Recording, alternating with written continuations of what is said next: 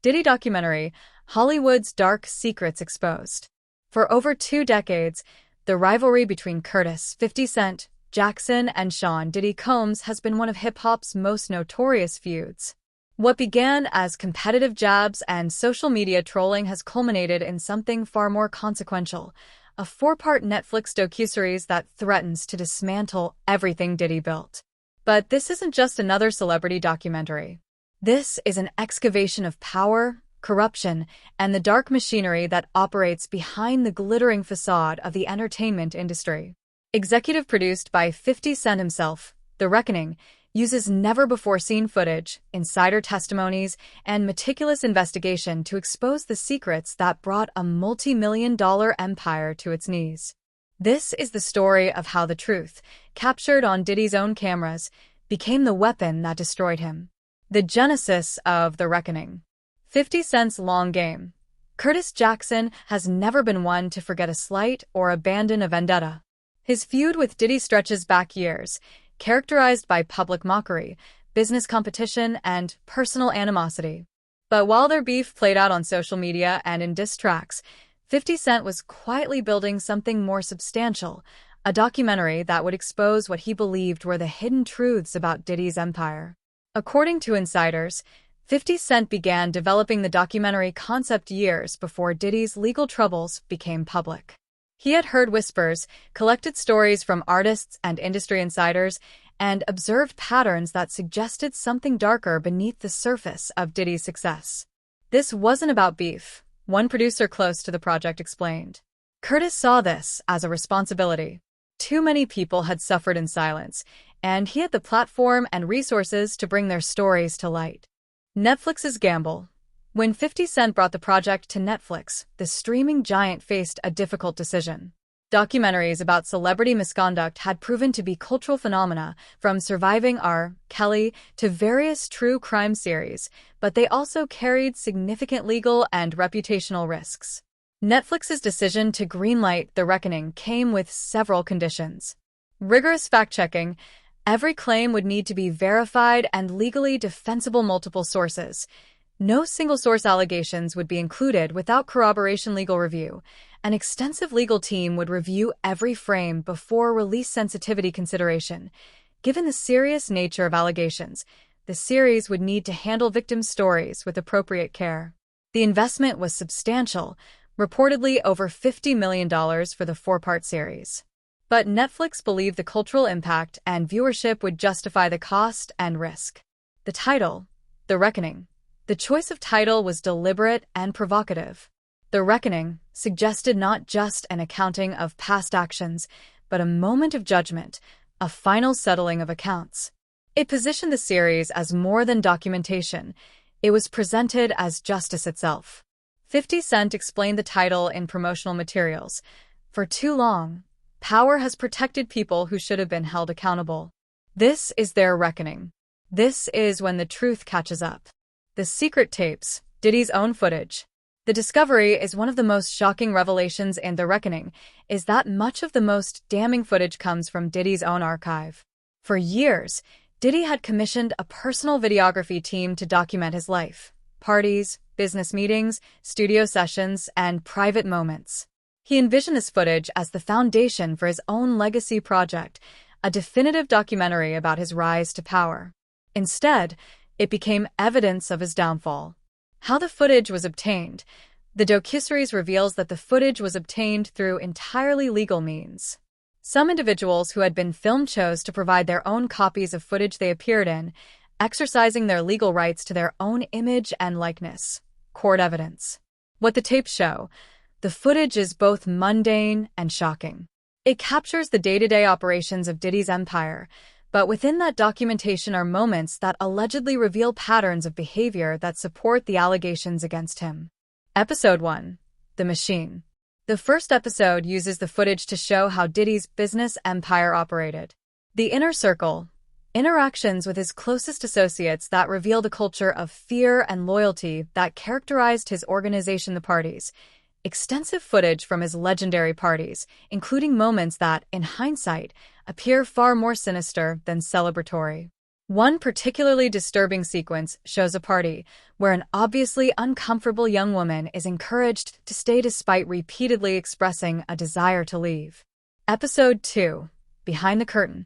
The second episode focuses on Diddy's professional relationships with artists and employees. Studio sessions. Footage of recording sessions where his behavior toward artists shifts from mentorship to control and intimidation. Contract negotiations. Scenes of business discussions where his approach to deals appears coercive. Employee treatment. Interactions with staff that demonstrate a pattern of demanding behavior that often crosses into verbal abuse.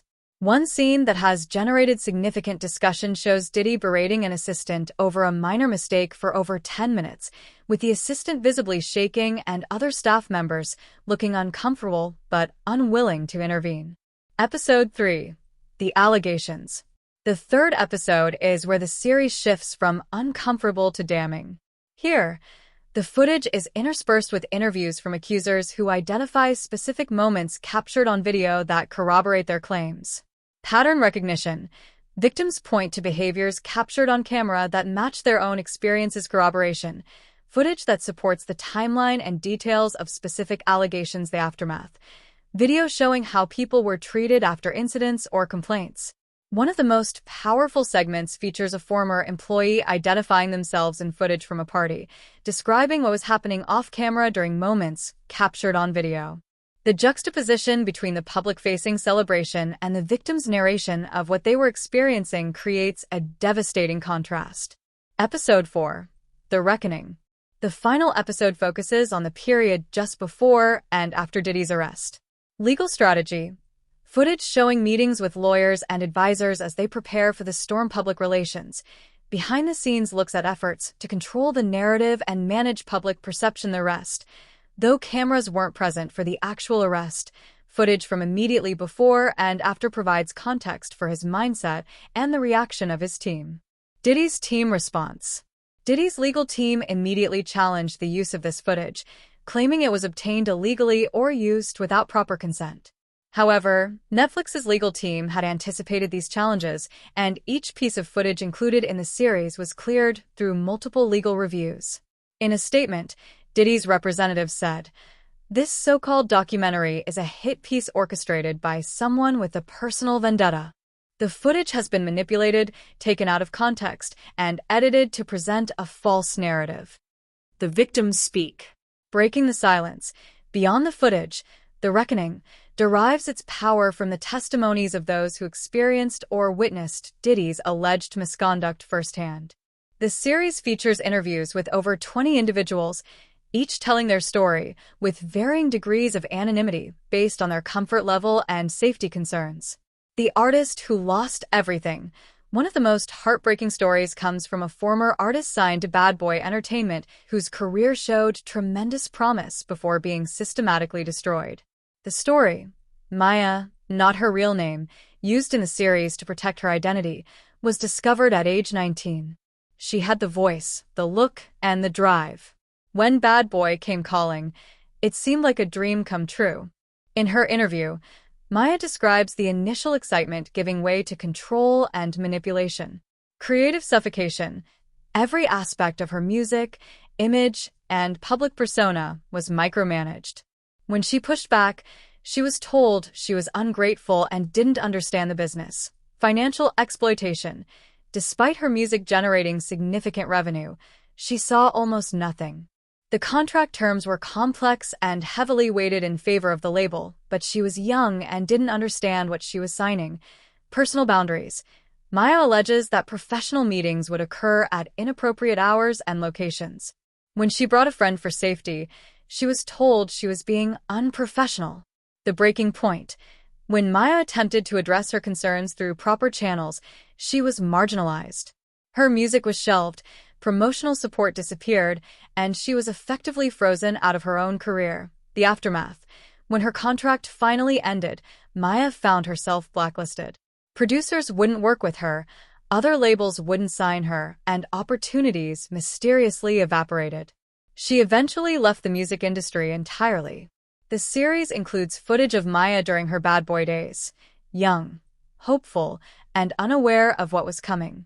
The contrast with the woman sitting for the interview, years older and bearing the weight of her experience, is profound.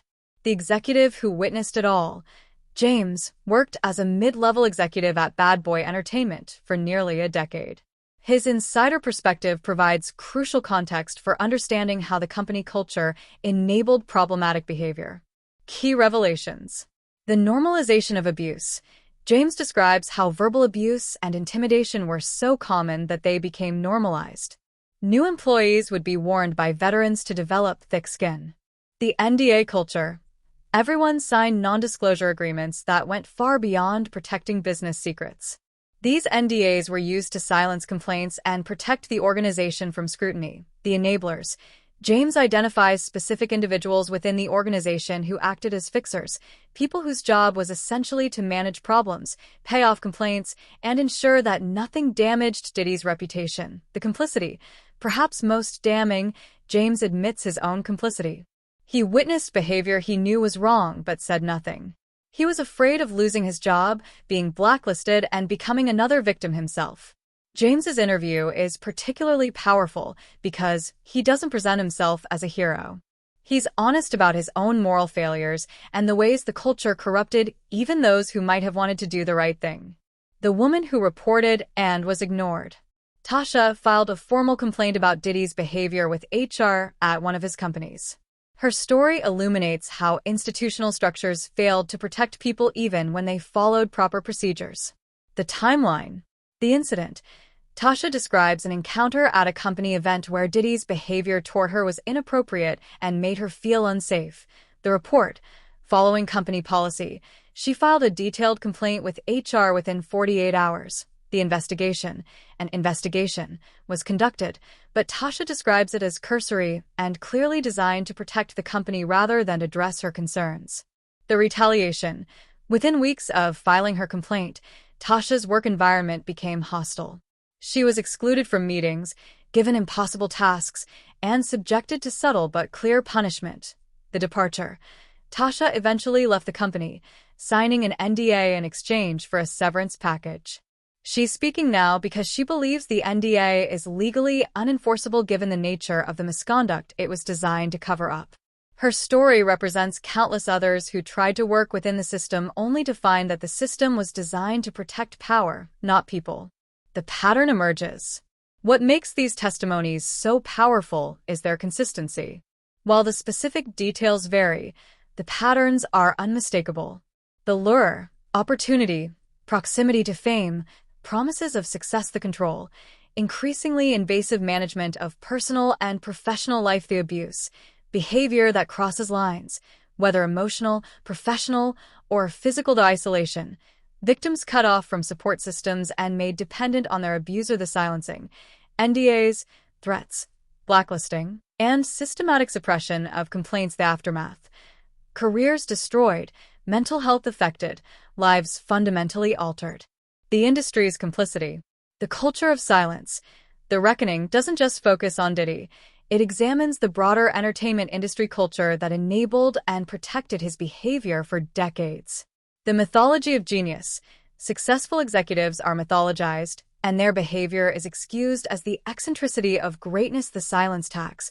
Speaking out means career destruction, creating a powerful incentive to remain silent. Institutional failure.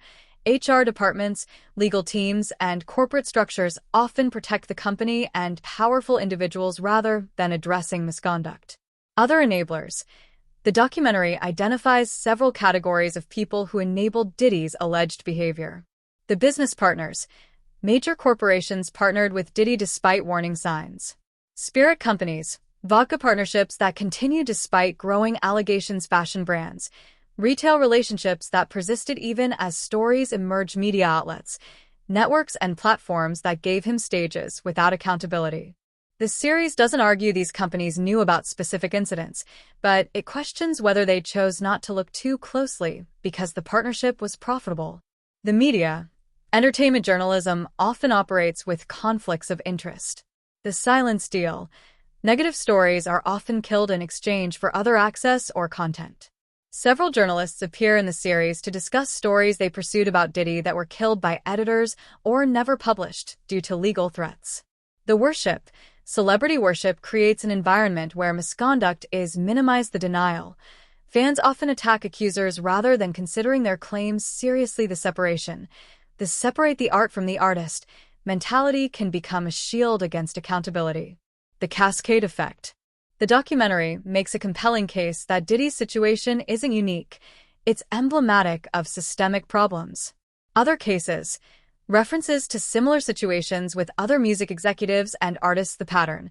How the same enabling mechanisms appear across multiple cases. The cost. The human toll of an industry that prioritizes profit and image over people. 50 Cent's motivation. Beyond beef. While the rivalry between 50 Cent and Diddy is well known, the reckoning forces us to examine whether this documentary is really just an elaborate act of revenge or something more significant. 50 Cent's on-camera interview. In a lengthy interview that opens the series, 50 Cent addresses his motivation directly. People are going to say this is about our beef, that I made this because we don't like each other. But this is bigger than that. I've seen too much, heard too many stories, watched too many people get hurt. Yeah, we've had our issues, but this isn't about me and him. This is about power and what happens when nobody checks it. He continues, I've made mistakes in my life. I've done things I'm not proud of. But I've also learned that if you have a platform, you have a responsibility. I can't watch this happen and say nothing just because people might question my motives. The credibility question. The series acknowledges the elephant in the room. Can a documentary executive produced by someone with a known grudge against its subject be credible? Netflix's solution is transparency. They address 50 Cent's conflict of interest head-on, both in the series itself and in supplementary materials. They also emphasize multiple producers. 50 Cent is one of several executive producers, not the sole creator. Journalistic standards. The series was made by experienced documentary filmmakers with reputations for serious work. Independent verification. Every claim in the series was independently verified by Netflix's research team. Legal review. Extensive legal vetting to ensure nothing could be challenged as defamatory. The accountability test. One powerful segment in the final episode features 50 Cent being interviewed by one of the victims. She asks him directly, "You've said and done things in your career that could be considered misogynistic or problematic. How are you different from him?" 50 Cent's response is surprisingly introspective. "I'm not saying I'm perfect. I've said things, done things that I look back on now and cringe. But there's a difference between making mistakes, being an asshole sometimes, and what we're talking about here. And when I've messed up, I try to own it and do better. This isn't about being perfect. It's about being accountable." The inclusion of this exchange is notable. It shows a willingness to interrogate the documentary's own credibility and the motivations behind it. The legal minefield. Netflix's risk management. Creating and releasing The Reckoning required navigating a complex legal landscape. Diddy's legal team is formidable, with resources to file numerous lawsuits and tie up Netflix in litigation for years. The legal strategy. Truth as defense. Everything presented as fact in the series can be proven true, making defamation claims difficult to sustain. Opinion versus fact. The series is careful to distinguish between factual claims and editorial commentary. Source protection. Rigorous protocols to protect confidential sources while maintaining journalistic credibility. Footage rights. Extensive documentation of the legal acquisition of all footage used. Context preservation. Providing full context for footage and quotes to avoid claims of misleading editing.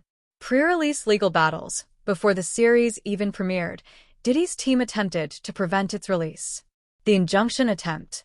Diddy's lawyers filed for an emergency injunction, arguing the series would violate his privacy rights. Prejudice. Potential legal proceedings cause irreparable harm to his reputation, constitute defamation and invasion of privacy.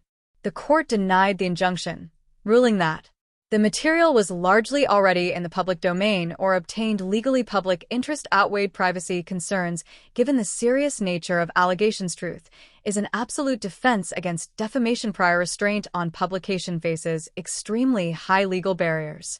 The settlement offers. According to sources, Diddy's team approached Netflix with significant settlement offers to kill the series. Financial compensation substantially higher than the production costs, offers of exclusive content deals for other projects, threats of protracted litigation. Netflix declined all offers, believing the public interest justified the risk. Post-release litigation. Following the series' release, Diddy filed multiple lawsuits. Defamation suit, claiming false and damaging statements, privacy violation, alleging unauthorized use of footage, and information tortious interference, claiming the series harmed his business relationships, emotional distress, arguing the series caused severe mental anguish. Legal experts featured in news coverage of the suits suggest most of these claims face significant legal obstacles, particularly given the truth defense and public interest considerations. The cultural earthquake. Immediate reactions. The release of The Reckoning created an immediate and massive cultural response. Viewership. The series became Netflix's #1 watched documentary within 24 hours of release. Within 1 week, it had been viewed by over 100 million accounts globally. It trended #1 on social media platforms across multiple countries, generated more conversation than any documentary release since Tiger King. Social media explosion. Twitter, Instagram, TikTok, and other platforms were flooded with reactions. #The Reckoning trended globally for days. Thousands of clips and commentary videos were created. Debates raged between supporters and critics. Several other celebrities faced renewed scrutiny over their own behavior. Industry response. The entertainment industry's reaction was complex and divided. Public support. Some artists and executives publicly praised the documentary's courage in addressing uncomfortable truths. Silent majority. Many industry figures remained conspicuously silent, likely calculating the risks of weighing in. Defensive reactions. Others criticized the documentary as a hit piece or cancel culture run amok. Corporate actions. Several companies immediately distanced themselves from Diddy, ending partnerships or putting them under review. The broader conversation. Beyond immediate reactions, The Reckoning sparked broader cultural discussions about power and accountability. How much power should any individual have in an industry? What checks and balances should exist? How do we hold powerful people accountable without destroying due process? About the music industry.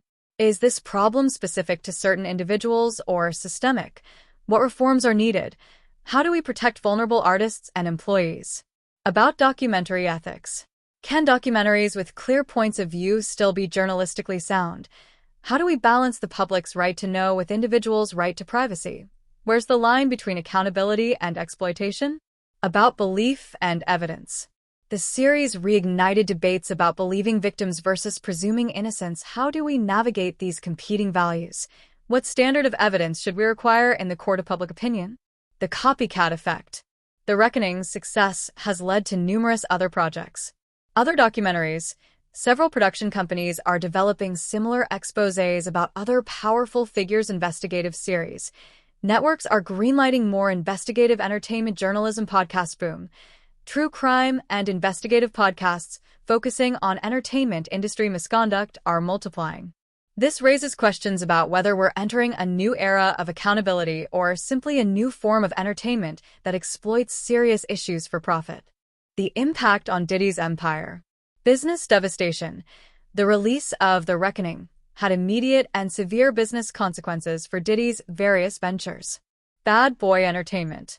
Several artists requested release from their contracts. New signings became virtually impossible. Catalog sales dropped significantly as streaming services de-emphasized his music. The label's value plummeted, making sale or restructuring extremely difficult. Ciroc partnership. Diageo, the parent company, placed the partnership under review. Sales declined sharply as consumers boycotted. Marketing campaigns were immediately suspended. The future of the relationship remains in serious doubt. Revolt TV. Advertisers pulled out en masse. Viewership declined substantially. Staff began leaving for other opportunities. The network's viability was questioned. Sean John fashion. Retailers reduced orders or dropped the brand entirely. The brand's licensing deals were terminated or not renewed. Attempts to sell the brand found few interested buyers. Real estate and assets. Properties were quietly listed for sale. Asset values declined as association with Diddy became a liability. Attempts to liquidate assets suggested serious financial pressure. Personal toll. Beyond business impact, the series clearly affected Diddy personally. Public image. From respected mogul to pariah in a matter of days, his social media following declined substantially. Public appearances became impossible. Without protests, his legacy was fundamentally recontextualized. Relationships. Reports of friends and associates distancing themselves, business partners reconsidering their affiliations, social circles contracting significantly, family members reportedly struggling with the fallout. Mental health. Sources close to Diddy reported serious concerns about his mental state, the weight of public condemnation and business collapse, taking a visible toll. Questions about how someone handles this level of public fall from grace. The legal avalanche. The documentary also triggered or accelerated various legal actions. Criminal investigations.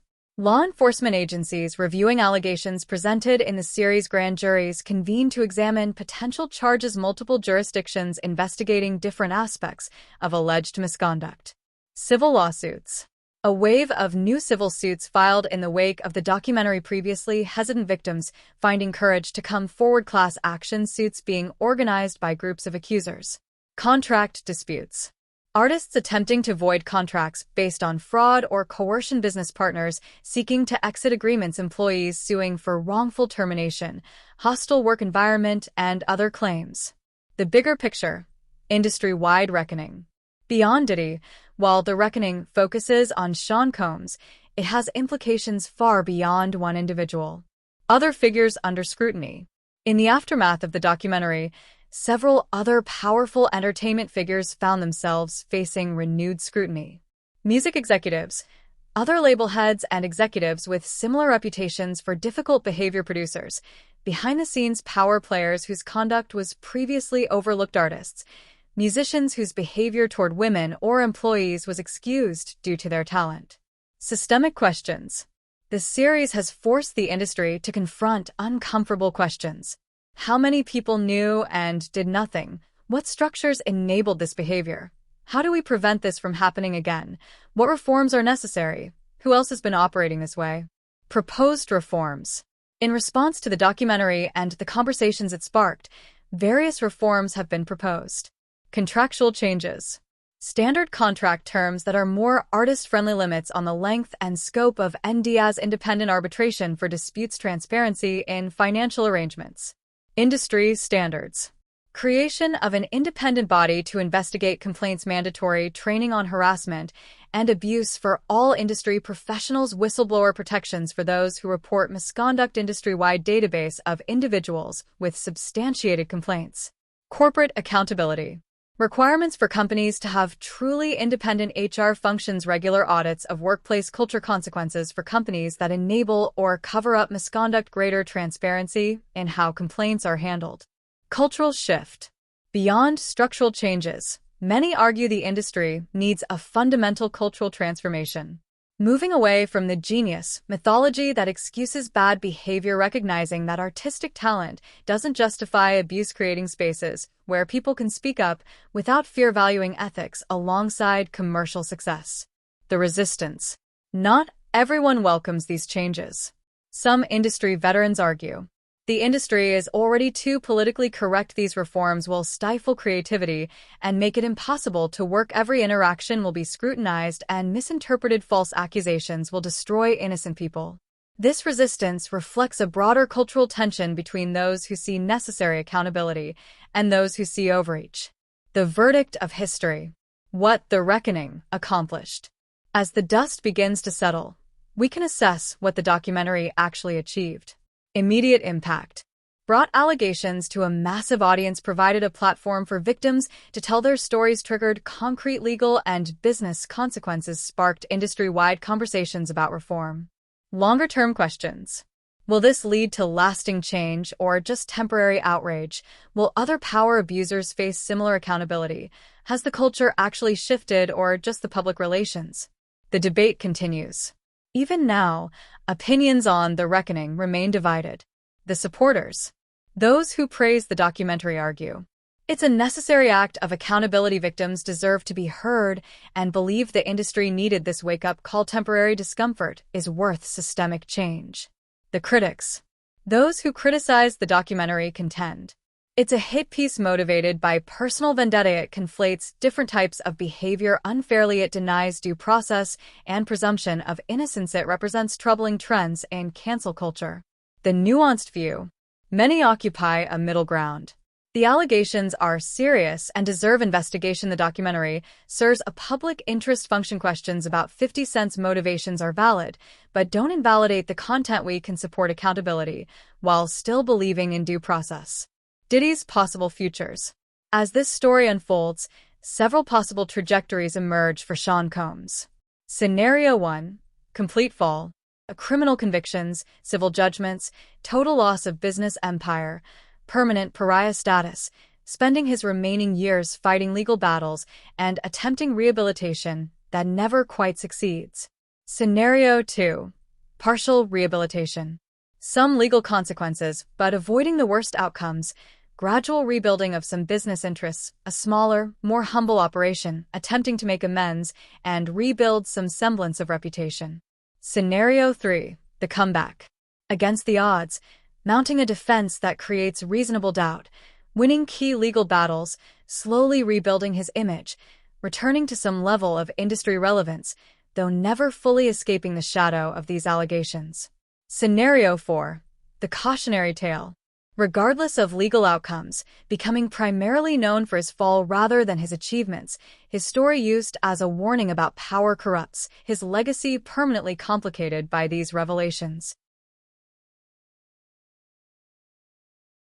Epilogue. The questions that remain. For Diddy, what really happened in each alleged incident? How much did he know about what was happening in his organizations? Can he genuinely change? Or is the pattern too deeply ingrained? How will he be remembered 50 years from now? For 50 Cent, were his motivations primarily about accountability or revenge? Does it matter if the end result serves justice? What responsibility does he bear for how this documentary is used? Has he truly reckoned with his own problematic behavior? For Netflix, did they fulfill their journalistic responsibility or exploit serious issues for profit? How do they balance public interest with individual privacy? What precedent does this set for future documentaries? Where's the line between accountability and entertainment? For the industry, will this moment lead to real change or just better PR? How many other situations like this exist? What are we willing to sacrifice to address these problems? Can an industry built on power dynamics fundamentally transform? For society, how do we balance accountability with due process? What standard of evidence should we require? How do we support victims while protecting the innocent? What kind of culture do we want to create? Final thoughts. The Reckoning is more than a documentary about Sean Combs. It's a mirror held up to an industry, a culture, and ourselves. It forces us to confront uncomfortable questions about power, complicity, and accountability. Whether you view it as a necessary act of journalism or a problematic hit piece likely depends on your broader views about celebrity, accountability, and the role of media in society. But regardless of where you stand, the documentary has undeniably changed the conversation. The footage Diddy commissioned to celebrate his empire instead documented its destruction. The cameras he set up to capture his legacy captured something very different. In the end, the truth wasn't exposed by his enemies, but by his own desire to be seen.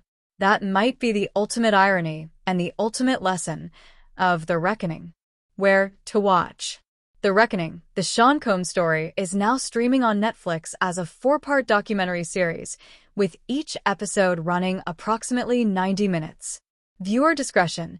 The series contains discussions of abuse, violence, and other disturbing content that may be triggering for some viewers. Resources for support are provided at the end of each episode.